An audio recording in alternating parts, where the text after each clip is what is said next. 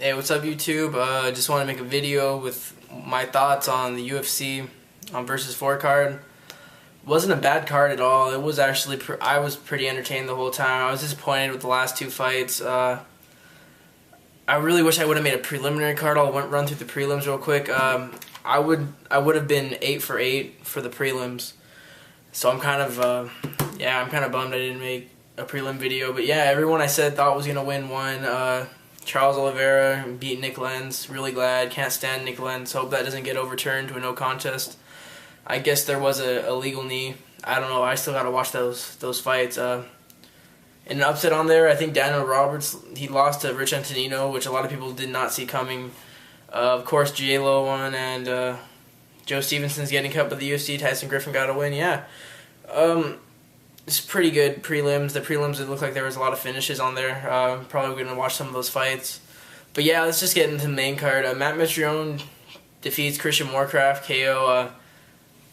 God, Christian Morecraft really needs to work on his boxing. He looked so stiff and he wasn't using his...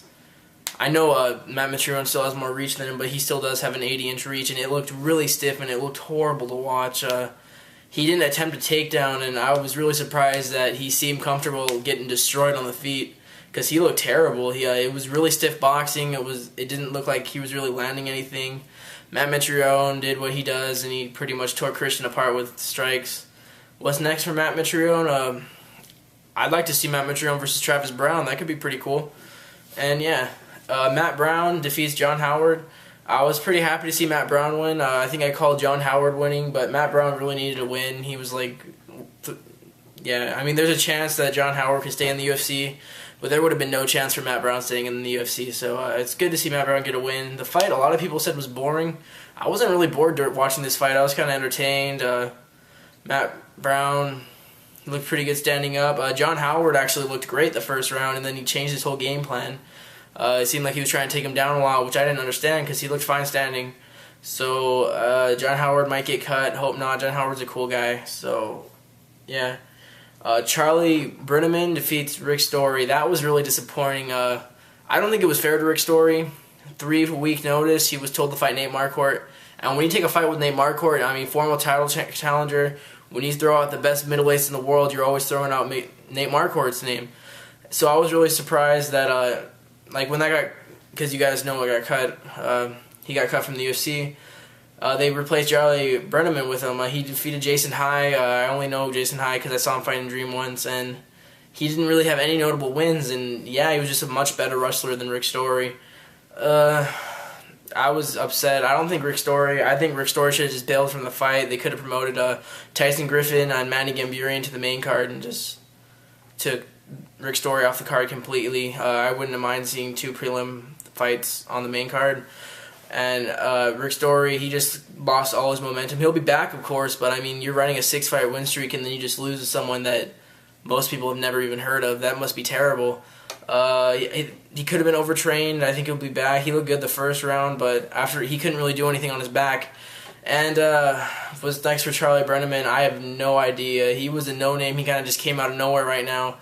And if you're a fan of Charlie Brenneman, I'm sorry, but I really didn't know who he was before this fight. I have no idea. That must skyrocket him in the rankings because I think Rick Story must have been rated a top 10 right there. So that's great for Charlie Brenneman, not so great for Rick Story. He's probably going to have to work his way back up like he did because he had to win 6 straight fights just to get to fighting some of the best in the world. So yeah, that's sad. Main event was Cheick Kongo versus Pat Barry. That fight, in my opinion, should have been stopped. I'm probably going to make another whole video about this, but Damaro Liotta is a horrible referee. I do not like him at all. He's known for letting the fights go way too long than they should. If you look at the fight, it was kind of like Cheick Kongo was out on his feet. He kind of just threw something together. It looked pretty sloppy. I think it was pretty much lucky, and Pat Barry just got caught.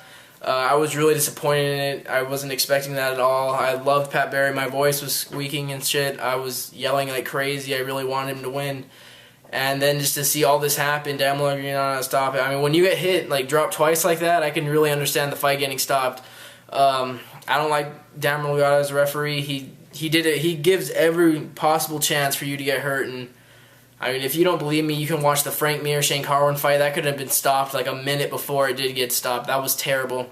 And he was reffing that fight, so don't really like him as a referee. He's a cool guy, not a good referee, him and Mazzagatti. And yeah, I'll probably make a whole nother video just explaining the referee situation, but I don't know. What's next for Cheick Kongo? If he would have lost, I really would have liked him to see leave the UFC, because I don't even think he belongs in the UFC. Barry, he'll be back. He's a fan favorite. Everyone loves Pat Barry. I love Pat Barry. You love Pat Barry. Everyone loves Pat Barry. So that's my thoughts on the UFC on Versus 4. I'll give you my predictions for Cruz and Faber. And yeah.